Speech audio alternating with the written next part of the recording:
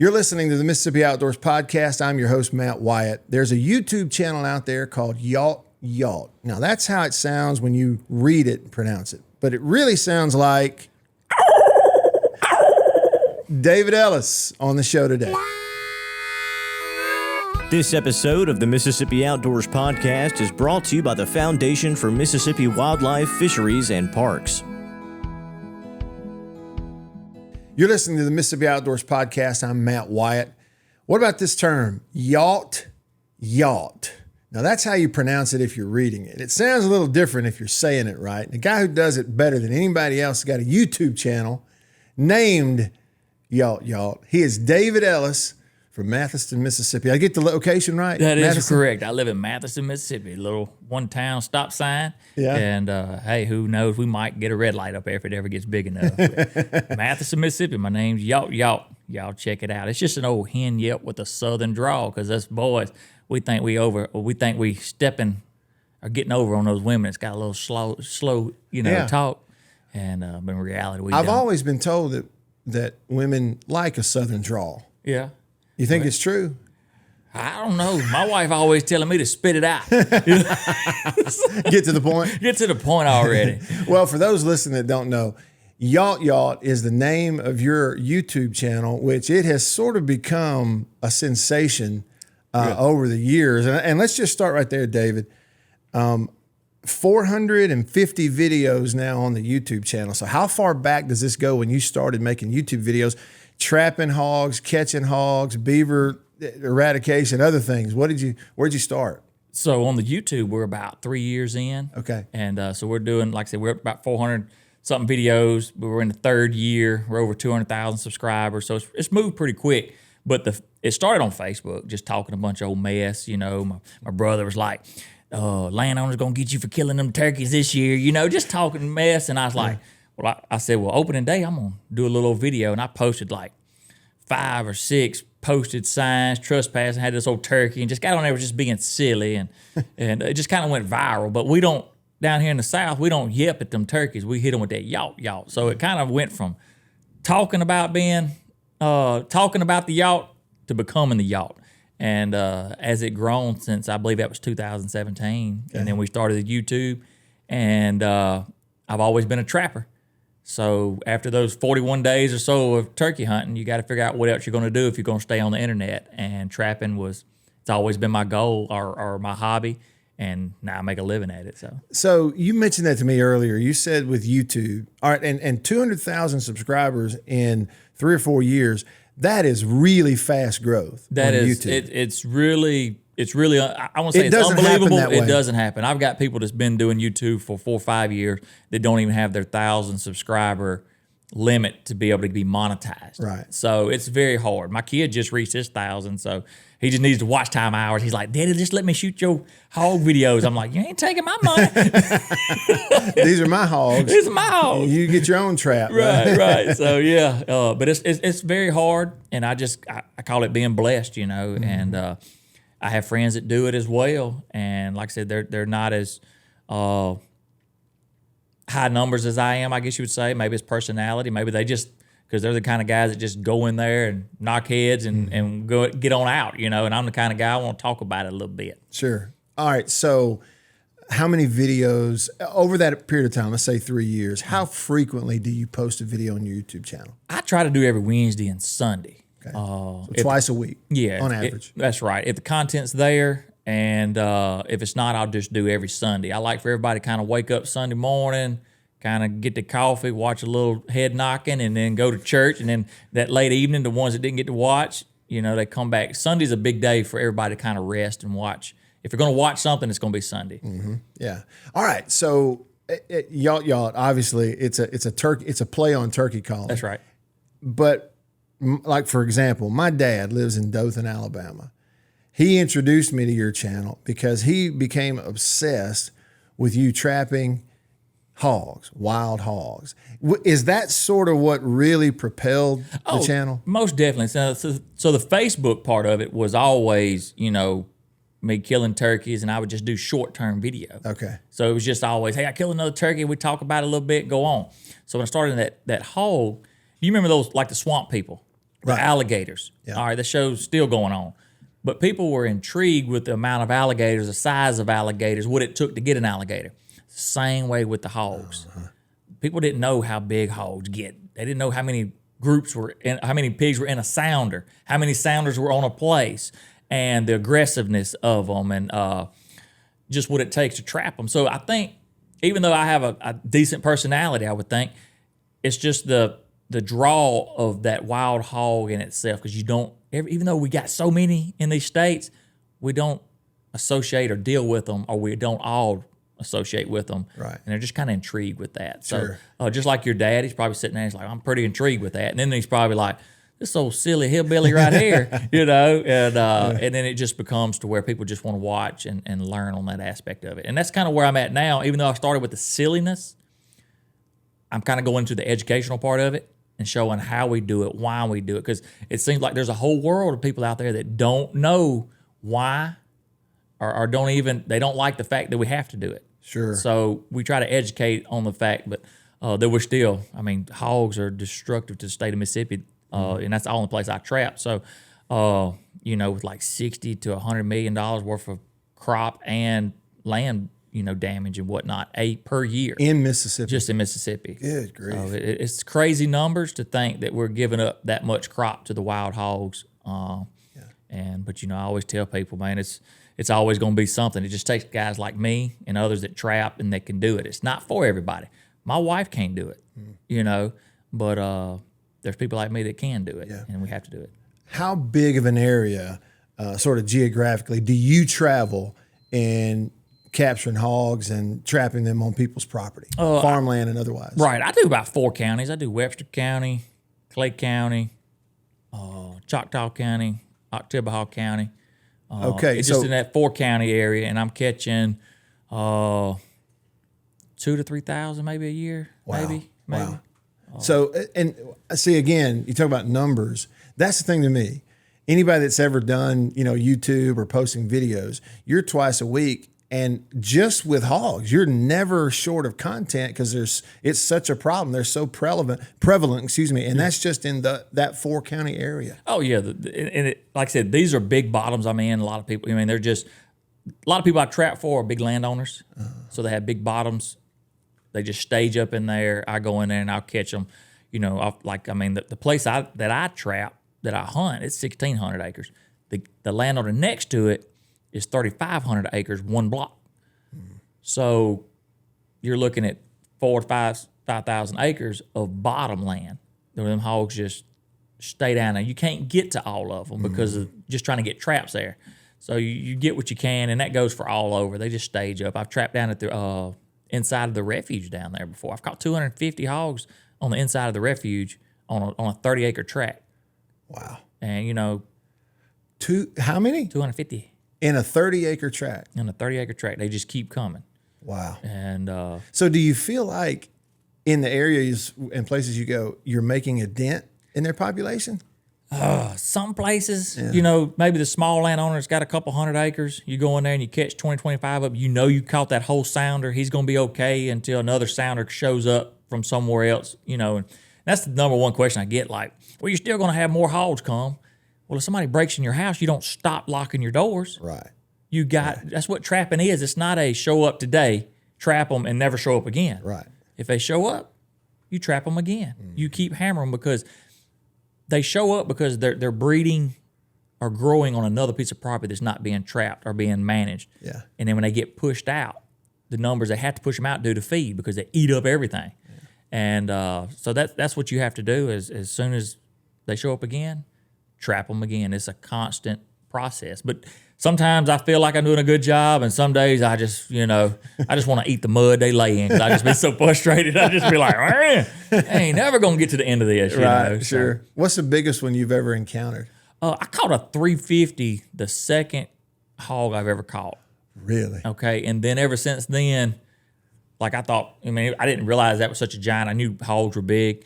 And it takes a lot of hog to get to 350, a wild hog. And but I've caught several 300s. I mean, you got to think we've been in this since 2017, and I've only caught 6 or 7 300s, and then everything else is 250 or less. But a wild hog, a boar, can get to 200 pounds in 2 years as a 2-year-old. Really? So a lot of people say, I caught a 200 pound, but he had no teeth.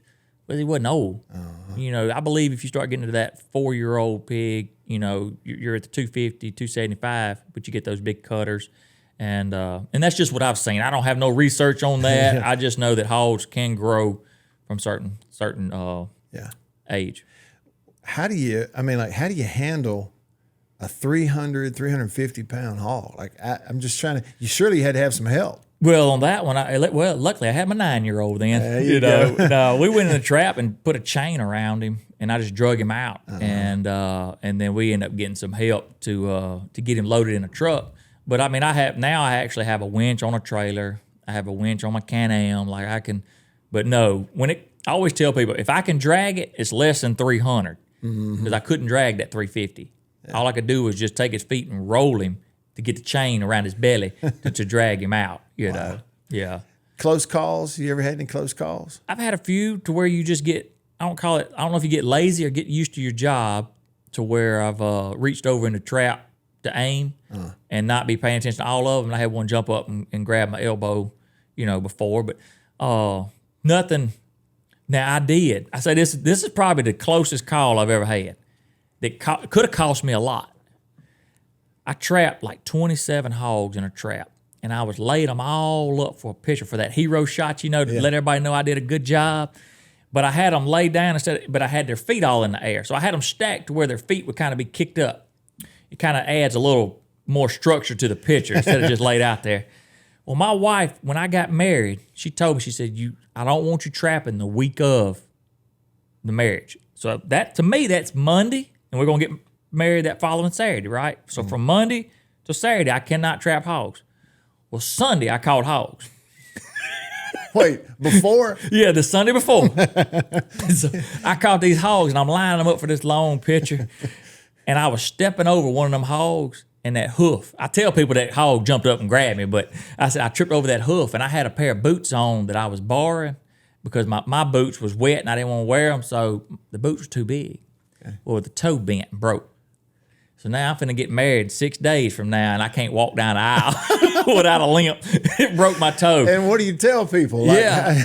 And my wife, she don't get mad. She's cool, collect. She's the hospice social worker, so you know how good them people got to be. Sure. So she's real quiet. But that's what I prayed for when I asked for God for a wife. I said, Lord, I just want pretty and not too loud this time. I can handle a little loud. I just can't handle no more loud. So I told her I come hobbling up there to the house, and like I said, it was crooked and black, and it was bruised up. And she just looked at me and she said, "Really?" I said, "You said the week before, man." It's Sunday. Tomorrow starts the week. Yeah, starts the work week tomorrow. Did she go for that? Yeah, she didn't really go for it. She was worried about it, but I did my best to not grimace, to walk as hard. It was a bad day after the wedding because my foot hurt so bad from not limping. Yeah, and we didn't go on honeymoon right then. I actually had another group of hogs I needed to catch before we could leave. So look, I caught them Saturday night too. So, you did? So me and her got up Sunday morning, went and got hog. That was the hog-a-moon. It wasn't a honeymoon. It was a hog-a-moon. See, and you laugh about it and smile about it, but I feel like if I ask her, she may not laugh and smile about it, David. Well, she don't really like to smile and laugh a whole lot. Hog-a-moon. Took her on the hog-a-moon. So after we caught them hogs, we went on the honeymoon and had a good time. That's great. That's great. Hog-a-moon. Yeah, but that's about the closest call. I've never just had a hard, call. I've had pigs jump out of a trap, but they never jump out on my side. Or so anything. Speaking of jump, one of your recent videos, I was watching it, and fairly recent anyway. And there's one that you had the camera you could see the entire pen, and you're on one side, and this thing got a running start and went airborne. Yeah. I mean, he probably in the air jumped, 7-8 feet, and then was 6 feet high when he hit the edge of the pen. Yeah. I didn't know they were that athletic, honestly. Yeah, and a lot of pigs don't know they can jump till it's time. It's kind of like you don't know you can be a hero till it's time to be a hero, right? Yeah. I mean, I'm not no firefighter, so I probably wouldn't run into a burning building, but if somebody's life depended on it, I'd probably kick in, right? Yeah, adrenaline kicks in. That's right. So that's the way the hogs are. And the one you're talking about is the one that took my teeth away, and I make a living with this smile, So you were close to the... Yeah, it was like one of them that I did, I was going to put the GoPro right on the inside of the pen so that I could have the footage up close. And when I did, he run and he was like to my left shoulder and he hit that cage and it give the trap. And it was like, I mean, it was, when you go back and watch it, it was about a centimeter what it felt like. It's a close call. Yeah. So, but they don't know they can jump until basically it gets daylight. If you caught a hog before that's got out of a trap, he knows he can jump. Yeah. But they don't go around jumping around in the woods, Like a deer runs up to a creek, he jumps over the creek, jumps into the creek. A hog, he just runs through the creek. But if you put him in a trap and then you got a guy like me, even though I don't look very aggressive, I get aggressive when I get there. So They can sense it. they can sense it. They see that man coming down there, especially if it's cold. I got that hoodie on. Right. Yeah, they're like, oh, we got to get out of here. But yeah, they don't know they can jump and do all that until it's time. And then once they figure it out, all they got to do is get those, what I call those armpits on top. And when they sit there, they can take their feet and they just roll over the top. And they just roll out and then they just go on, But they get aggressive, like when I walk up and I'm filming the cage and all that. But in the wild, I mean, they would run. I only had one story in my life where I walked up on a litter, a sow in her litter, and she charged, and I'm gonna say about a 10-yard charge, and I had not a black lab, I had a chocolate lab that hit her in the hindquarter. She was about, I don't know, she probably 8-10 feet from me. Okay. He hit her in the hindquarter and spun her, and then I run. But it was because, I saw the litter of piglets first, and I was just like, oh, that's cute, because I didn't know anything about hogs. That was before trapping. That's 25 years ago, 20 years ago. So that was early when we just started getting these hogs in Clay County and in the area. So everybody that don't have hogs are probably interested in them. Like, oh, and I was the same way, like, oh, that's cute little. And then all of a sudden you go, and then it's not so cute anymore. That's right. So, all right, you mentioned GoPro. So you film primarily with GoPro cameras. You do it all yourself? I mainly do it with my iPhone. Okay. I have a GoPro and I have a film guy that comes every now and again. When I save them quarters up, I'm like, hey man, come film this for me. I'll pay you a little bit, Right. But usually I do it with my iPhone and I got about the cheapest way of editing. Like I'm not great at all that. Just put some splices together but I have a GoPro for, but I don't know how to use it all too well. So my camera guy does that a lot, but we try to use what we can. Yeah. You mentioned to me also that because of, the nature, your schedule, how busy you are with kind of capturing your life and turning that into your own content. So you're producing content on this YouTube channel and elsewhere. You don't have a lot of time to consume a lot of other content, watch video and that kind of thing. It is. It's crazy because I say it's crazy. It's like, since I do YouTube and I spend so much time doing it, I don't watch it a whole lot. I watch my friends' channels that I have that's like, I know they need me to watch that ad so they can kind of get paid, you know? Sure. Or unless I'm trying to learn, like last night, I was trying to learn how to clean a cast iron skillet, stuff like that. But as far as entertainment wise, of just going, I just don't have the time between, my kid. He's 17 years old, baseball player. We're trying to do that right now. He's a football player. I got a 6-year-old, who's wide open all the time. And then, I want to spend a little time with my wife, because when I used to work for a living, you had 9 to 5. Now I have from daylight to dark. Mm-hmm. It's because I'm trying to do it for myself now. And you're catching hogs, or you're baiting hogs, you're catching beavers, you're doing raccoons out of the attic, squirrels out of attics. You got to edit your videos. You got to make sure you call your wife. You got to make sure your kids are at school. You got, it all comes together. It turns into, like I said, out of those 24 hours, I'm rolling 18 minimum. How about that? I have to edit at night when my emails stop, text message stop, because I've got that mindset. If I got a text message or email, I got to check it. I got to stop what I'm doing because it's right there in my hand. And so late at night, I'm editing until midnight, 1 o'clock, and then we'll get some sleep, and then we're still trying to catch hogs at that time too. Again, which is an illustration to all the kids out there listening. You think, being the YouTuber is easy.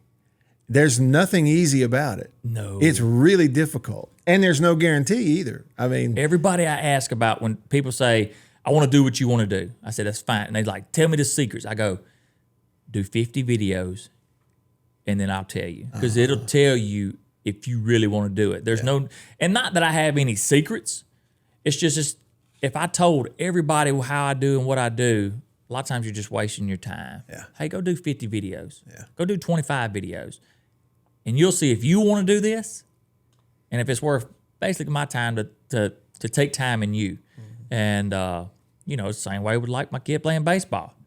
My buddy Slade, he's always saying, "Hey, tell him to do this, tell him to do this, and we'll get together." You know, it's you don't just get the answers basically for free. I guess I'm saying put the effort in, Right. and that's what I say about YouTube. Put that effort in. Yeah. My kid's gonna try it. He's got one more year of high school. He's like, when I graduate, I want to be making money. I'm like, you know, so Yeah. because YouTube content is, like I said, it can be fun. Yeah. But at some point, if you're not trying to monetize it in some form, then that's all you'll ever do is just have fun with it. Right. You know, so Right. and I'm just blessed enough to be able to do it for a living at this point.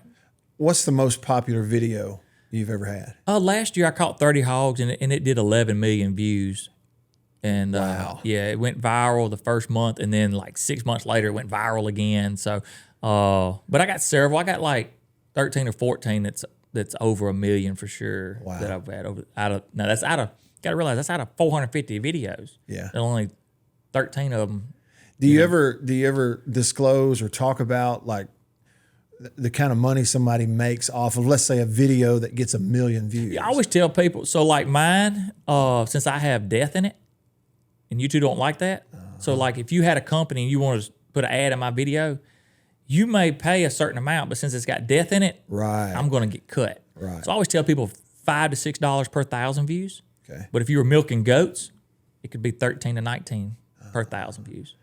Right. Because companies, even though they don't want to be associated with trapping and hunting, they still will. Right. Because they want their stuff to be seen. And that could be just something simple as Dawn dishwashing detergent. Sure. You know, so it can be. So I think I did 38 million views. You know, if people want to add, if they can add that up, you know, that's up to you. I don't, you know, but then you get sponsors and you get ads. So I'm doing fairly well. I mean, I live in a 2-bedroom trailer now with 2 kids. Yeah. We're trying to buy a house, and we're in the process of trying to get a loan, and then we'll see, you know, if it does or not, you know. But That's awesome. but I'm straight from the trailer hood. I always will be. That's Just great. You call it the trailer hood? trailer hood. That's great. Well, congrats on the success. It's really cool. Are you someone who you ever take and like, you know, have a big hog head mounted, put on the wall? You do that kind of thing or no? I got a bunch of deer. I don't have any hogs. I do the skulls, and mainly because I'm just cheap. but since we're here, me and Chip, I don't know if you know where this story's going. I don't know if they told you. Or I not. haven't heard it. I'm ready though. I'm all ears. So years ago, you wouldn't know me as the David Ellis Yawt Yawt I am now. Okay. So back in, I don't know if it was 2012, 2014, I killed this mega giant deer with a bow. Okay. No, I'll take it back. I just lied. I hunted it with a bow. Okay. And our friend Cuz Strickland had a picture of this same deer, and he posted it on the internet. He said, "How big is this deer?" And I knew then I couldn't bow hunt this deer anymore. Okay. So I took my gun and I shot this deer. My son was supposed to do it, but he had a friend over. He said, "Daddy, you go." And it would have been anyway, I shot this. I don't even remember how many points. She's in the shed now. Since I got married, my wife keeps my stuff down at the shed. And I get a call that one of those nights. I posted on the internet and it was circling around. And I get a call and they're like, "You're never going to believe this." And I was like, "What?" He goes, "Matt Wyatt just talked about your deer on the radio." And I said, "What did he say?" And he goes, I said, "What did he say?" He said, "It was photoshopped." And I said, "What?" Come on, David. I said, I kill a giant. He gonna call my deer Photoshop. Did I really say that? So I never heard it. No. I never heard it. Okay. But I think the words were that deer is so big it's got to be Photoshopped. That's I officially apologize to you for calling your deer Photoshop. Well, look, it was it was meant to be a compliment. oh, I understand. That's what it was. Yeah. It's so big, it must be Photoshop. Yeah. You tell your stories like you want to tell it. I tell mine like I want to tell them. Or maybe, maybe I thought it was like the bass fishermen do sometimes, Yeah. when we I think catch I a did. 2-pounder. Oh, yeah. Okay, we catch a 2-pounder, but we hold the camera and then we put the fish right in front of the camera and now you look. Most definitely. Maybe that's what I thought it was. Yeah. Not But- that I've ever done that. So when Chip called me about being here, I was like, and then I called my buddy that actually told me the story. And you got to remember, this is like 2014, so it's Okay. been 10, 12 years ago. Oh, gone. And look, he goes, I told him, I said, "You ain't gonna believe who's I'm gonna get to talk with." He goes, "Dude, you got to take that deer." And the only reason I didn't bring the deer is because it rained at my house last night, and I didn't want to walk down there with the a shed. to the shed and get it out. Well, okay. In that case, then I'm glad that your wife keeps your stuff in the shed, David. Okay, you've shown me up enough already. Yeah. Look, yeah, so I don't remember that, but just file that under all the dumb stuff I've said on the radio, which is a lot of it. Yeah, frankly. so whatever. I mean, that's why I don't get anything mounted anymore, because every time I kill something, somebody tells me it's not real. So Okay, I I'm don't sorry. mount it. Dadgummit. All right. To the local taxidermist, where David lives, don't blame me because he won't bring you his business. That's all right. It was a dumb comment on the radio. But it was funny. It was funny. I was like, man, what did he say? He's like, said it was Photoshop. And I was like, what? Golly. No, but he did say it's so big. I think the wording was it's so big it also almost looks Photoshop. Almost looks Photoshop. So I'm gonna tell And the your story. buddies, of course, said it was Photoshop, David. That's a good buddy. That's what he's going to do there. Well, look, I would just file it. You're learning this because it's like being on the radio. Think of the number of words that you say on your YouTube channel, and on radio. Once you say it, it's out there. They ain't no getting it back, especially on live radio. Yeah. Like I said, and I get people all the time tell me of things like on the social media. So with YouTube, man. So when you watch a TV show. You got to watch a TV show, you got to watch the commercial, and you got to go on. When it's over with, whether you got two options, you can watch the show or you can cut it off if you don't like it. Yeah. YouTube world, if they don't like it, they feel like they need to tell you they didn't like something. I mean, it's just heroes, social media heroes or whatever you want to call it. I don't know what you call it, but it's just like, and it takes me, because I'm not, what I always say, I ain't rich enough to not overlook it yet. I'm still too much trailer hood. I'll be like, So you're reading the comment section. I'm in the comments and like, I'll backspace, or something. But I'm just like, it just amazes me the amount of people that can't scroll on if they don't like something. Mm-hmm. And my grandmama always told me, she's 96, she's still alive, and she used to tell me, she's like, in the end days, every man will turn on one another. And as a kid, you're like, man, how would people just turn on one another? It's through the social media. Even though we enjoy it and do it for a living, get to talk, and man, that's how you could really like somebody. Yeah. I could really had hated you for life. You could have. For saying that your deer was Photoshop. Appreciate you having a good attitude about but it. I mean, I understand it, but people are like that. Like, I can't believe, instead of just moving on. Yeah. And that's the only thing that's hard on me sometimes. Is I can wake up in the morning and be like, all right, let me see what my fellow followers, and let's give them something. And then you see a notification is like, I really hate your stuff, and I'm like.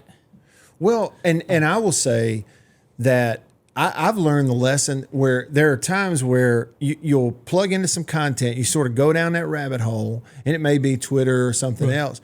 And I'll feel myself beginning to get a little negative. I'll start to be a little critical and thinking, I wonder if I ought to, criticize this. Or it's easy to get negative. So easy. And you almost have to remind yourself that we're all better off. If you can't say something nice, just don't say anything. Don't say it at all. I tell my kid all the time when he's up here pitching and things ain't going his way, he's not, because he believes that he's supposed to strike out every batter. Mm-hmm. And I'm like, fly balls and ground balls count, son. Right. Colleges still look at that. Those are outs too. Yeah. And he was like, and I try to tell him how to be that positive mindset. Even I got him trying to work with Roy Oswalt on the mental part of it, just trying to get him to where he knows that you don't have to strike out everybody. You just got to make them want to swing and try to work that way. And then he'll get down himself. And then he'll get in the field playing shortstop or whatever, and then he's like, and then that pitcher's up there and he's having trouble.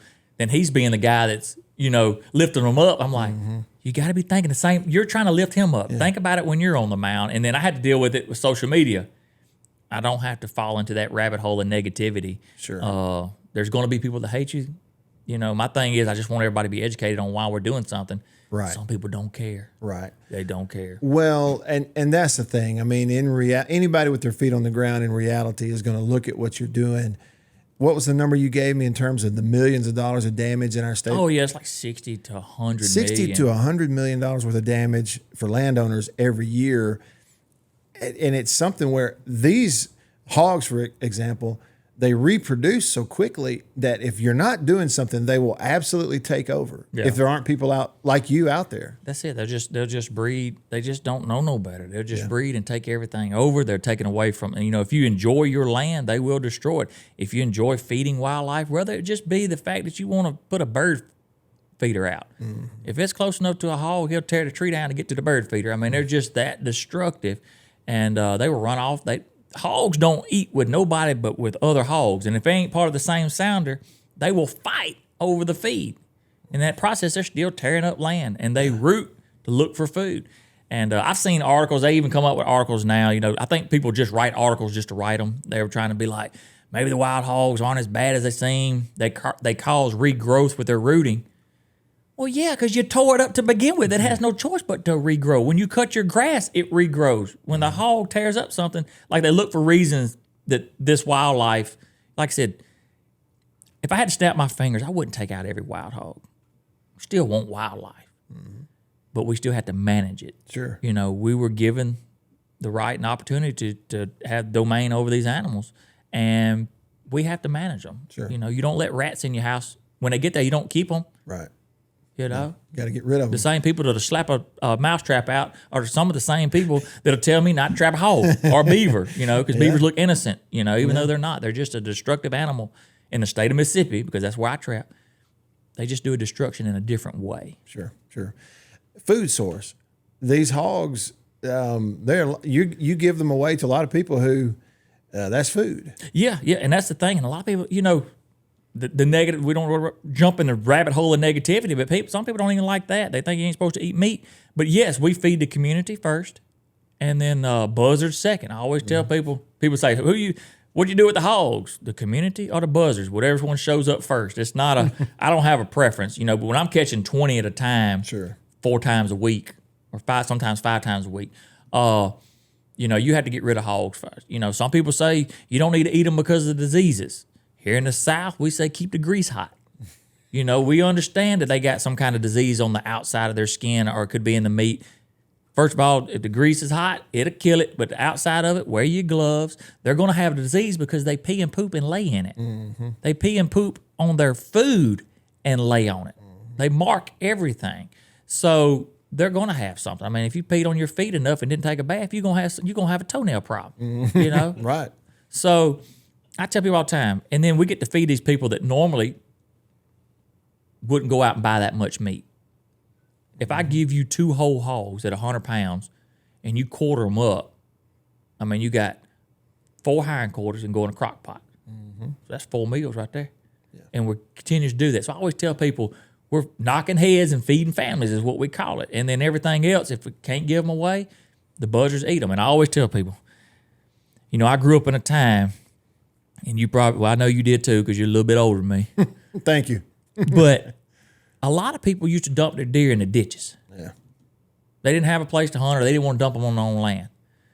Don't ever dump no carcass in any water source. Mm-hmm. Put it on dry land, whether it be at the edge of a cattle pasture, edge of a field. The buzzards in the summertime will have it cleaned up in 3 days. There will be nothing left, to where if you put it in that water flowing source, not only have you just ruined some of that water source, but it takes longer. Mm-hmm. So, I mean, I dumped 72 hogs in a spot one time, and there was an 72 hogs in 5 days. In day 8, there was nothing left. Wow. So the buzzards clean up pretty well. Yeah. And so I always tell people, just put it on dry land. It's not, don't be acting like you're hiding. You know what I mean? Just put it out there. You're more likely to not get a ticket from a game warden and dump it where you're supposed to be dumping it where you're supposed to anyway. But I'm saying, like, there's people just dumping on the side of the road. Yeah. I get calls all the time. You trapping today? Yeah. Did you dump hogs over here? Is it on the side of the road? Yep, they ain't mine. Yeah. I mean, I'm not dumping on the side of the road, but there's people that do. And same way with a beaver week before last. There was one right there in downtown Matheson. Did you lose a beaver today? No, I ain't trapping beavers. I get blamed for it all, You're the first call. Yeah, I'm first call. I guess call. that's one of the downsides, too, to sort of having the big following and being so well known.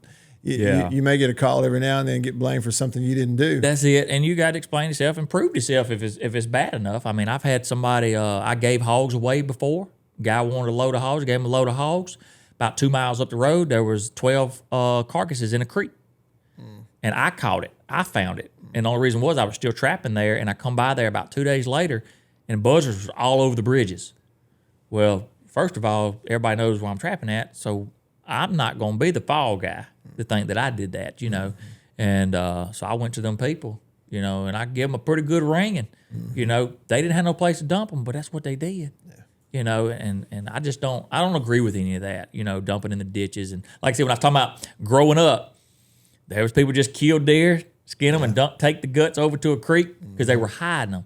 There was no need to hide them. Yeah. You know, just put them on the side. I mean, I would say put them on the side of the road, but if they put them on dry land, the buzzard would have them cleaned up in no time, opposed to the rest of it, you know. Sure. What's your goal? If I were to say like 5 years from now, 10 years, what's the goal out there? I tell my wife, if I had $2.5 million in the bank, it's over with. You'll never see me on the internet again. And she said, how close were I? I said, babe, we're going to be on the internet for life. We got a ways to go. We got a long ways to go. But yeah, when I first started this with the hog company, I deal with big pig trap and stuff like that. And they asked me what my goal was then about 3 years ago. And my answer was to be the number one known hog trapper in the state of Mississippi, if not on the internet. And of right now, my YouTube channel is the number one hog trapping on the internet. There's other people that do it, but I'm number one on the hog trapping part of it. So I've met that goal. So now I got to, like I said, when he told me, he said, when you get number one, then what? And I was like, I guess I got to buy my wife a house. So we're at that next goal. So I do everything for my wife and my child. So because if this all ends tomorrow, the internet shut down, I don't have a job or whatever, you know, I can go be the janitor or the bus driver and stuff like that. You know, I'm not concerned about it. It's been a good ride as far as that goes. But end goal, educate as many people as I can about trapping, why hogs don't need to be on your property. Yes, they are fun to hunt, but you can't hunt them out fast enough to help your property. The place I hunt, we have 16 food plots. I didn't trap it 1 year, and that's how I ended up getting to hunt it. They were paying me, but I was getting paid everywhere, so it didn't matter where I was trapping. And I didn't trap it 1 year, and they called me and said, "What will it take?" I was like, "Give me a membership," and because I didn't get to hunt a single deer that year because every place had hogs everywhere you went. They were always shooting hogs. I caught 139 year before last, caught 154 last year, and I caught 73 already this year on that club. That's how many hogs it is. Already this year? Got started in January, first week of January. 73 already. You may break your record. Maybe. I mean, I want to, but I don't want to, if that makes sense. You want to make sure that you don't have them. But the landowner, he has 3,500 acres. Yeah. They don't work a deal with me. I don't trap for free. Yeah. So unless I'll trap for free, like if I'm helping you. But if you own 3,500 acres, you got to come out with the pocket, son. That's work. It's work. It's a lot of work that goes into it, and a lot of people don't understand. So if you watch those YouTube and you think, well, I want to get a trap, I'm going to start trapping, be like him, hit them hard. It's a lot of work. Yeah. I have people buy traps all the time, and they message me, and they're like, hey, you want to buy a trap? We did it for like 3 or 4 months, and it's just too much.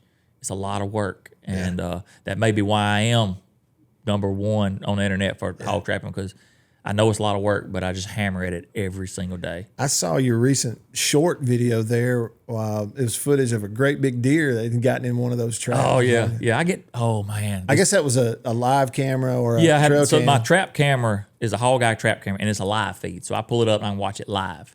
And, so some of the places I do get to hunt, like I said, is big landowners, and I see these giants walking this trap. And a lot of times, before I even set traps, I'm scouting, got trail cameras, and I see these giants. I'm like, dude, just don't pay me. Just let me hunt. And they're like, no, man. I'm like, man, I shouldn't have took this job. Should have went up on the price. But, man, I'm telling you, I see some giants in the woods, and Mississippi's got some giants. You hear people killing them in the Delta. You hear people kill them every day. You know, you get people kill them, you think they photoshopped them, and like, they're really big. Some of them even look Photoshopped, I'll be honest with you. but when I go to these places and I get to see them, and a lot of times I want to post them. If it's places I can post, like maybe after that deer got killed or maybe. Yeah. But I never try to post them while it's deer season because I don't want nobody. Because, man, there's road hunters. They find out where you're at. My truck, which even though I get a new truck every year through my sponsors, people just know my truck. It's on the internet. So when they see me, they're always waving. If they see me pull into a place with that hog trap on my truck, and I've been in and out, you know, feeding or whatever, and then I post a deer, a big buck or something, well, you never know who might start riding that road, you know, and I don't ever want to be the reason that somebody felt like they needed a road hunt or something like that, because I don't road hunt, you know. I cut my lights off. If I had to turn up in a spot to turn around, I cut my lights off. I don't want to get no trouble. Sure. You know, I think there's probably a lesson in here too. Yes, it is difficult. But to say that you have a cool job would be an understatement, especially for a lot of people listening. Man. Sponsors, get a new truck every year, you know, scouting property, do a little hunting every now and then, trapping hogs, and make a good living with the number one hog trapping YouTube channel out there. And still, wife keeps his deer in the deer head, his Photoshop deer in the shed. Still got to keep it in the shed. Still in the shed. I'm talking about some 180s now. Really? Yeah. In the shed. In the shed. But I will tell people, you know, and like I said, and another thing about my channel that I don't ever want to miss is the fact, okay, we did 38 million views on YouTube last year in hog trapping. That's like real-time views. That's not a reel that went viral and the internet tells you had 100 million views when you just had a little 30-second reel. These are real-time people sitting down with their kids, their wife, their family, or by themselves watching these videos. All right, we did another 30 million on the Facebook, okay? So we're looking at 60, 70 million views. And I always tell people, even though it's cool about those views, I end my videos with God bless and Jesus loves you. That's 70 million views this year that somebody got to hear the name of Jesus. And I take pride in that because God will use ordinary people to do extraordinary things. And I'm just a pig trapper. Yeah. And there's your purpose.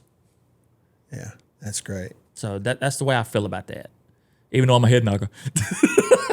Well, as I told you, my dad, he's down in Dothan, Alabama. He's your number one fan. Yeah. And a lot of people say they're your number one fan, but he really is. You know, he's been telling me about you for years now, and that's what he told you a little bit ago on FaceTime was, of all the things, appreciate you giving God the glory at the end of your video every time. So. And that's it. You got to, and that's me. So if I don't, think about all this could be taken away, and I could go right back to working for the man that didn't care about me. You know, I ended up in this position because the job I had didn't want me to have what I have. And it led to other things, which led to me walking out the door, you know. And here I am, blessed to do what I do. And, of course, I do motivational speaking. I go to churches. I go to events, Wild Game. I do all this speaking and try to just tell people, like them old Jerry Clower stories. I got a bunch of them. And I always tell people, I'll be like, is there any game wardens in here? And then I'll be like, is there any undercover game wardens in there? Oh, the statute of limitations and the checks have cleared by the judge. We can talk about it now. And now we can talk about it. But we all live a life. And like I said, through my podcast, the Yawt Yawt Show, you know, it's kind of like that mic is my confession booth, but not to the point that I want to go to jail over these stories. Sure. It just lets you know, hey, if you were a sinner in a different way, maybe you cheated on your wife. Maybe you had a drug addiction. Maybe you was a drunken alcoholic. Maybe you didn't do right for your kids. But then you find Jesus and you turn it all the way around. That's your testimony. Mm-hmm. My stuff started off with a silly turkey hunting stories, okay? God took the one thing I knew how to do, and that was kill turkeys. Might not always been right, but I turned that around, found God to give me a platform. Now I get not only talk to people all over the world, I get to go speak and motivate people all over the world. He changed my life through the one thing I knew how to do, which was kill turkeys, kill hogs. Yeah, isn't that cool? So I'm excited about that, and I hope it keeps going. I hope I'm able to buy my wife a house and you know, get my own little room back and get my deer out of the shed. Right, and you can prove it wasn't Photoshop. Yawt Yawt. Now, how does it sound? Not when you read it, but how does it sound? I just say Yawt Yawt. Because we talk, like I said, that story was talking about I'm talking about the call that you do at the end. Yawt, yawt, yeah. Yawt, yawt. Yeah, that's like just talking to old turkey. Yeah. You know, we don't, yip, yip, Yeah. yawt, yawt. There it is. If I had that ability, I would drive people crazy. I can't do that. I used to talk to my wife. She's heard it enough. And that's why the Photoshop deer is in the shed. And everything else. See, when we got married, her trailer was cleaner than mine, so I just figured I'd move in with her. There you go. Smart man. David, it's a real pleasure to meet you. Congrats on the success so far, and I know it's really just the beginning for you, man. Thanks so much. Yes, sir. I sure appreciate it, man. So y'all don't forget, y'all go check out Yawt Yawt on YouTube and the podcast. Y'all have a good one. God bless. And as always, Jesus loves you. You're listening to the Mississippi Outdoors Podcast, and we'll see you outdoors.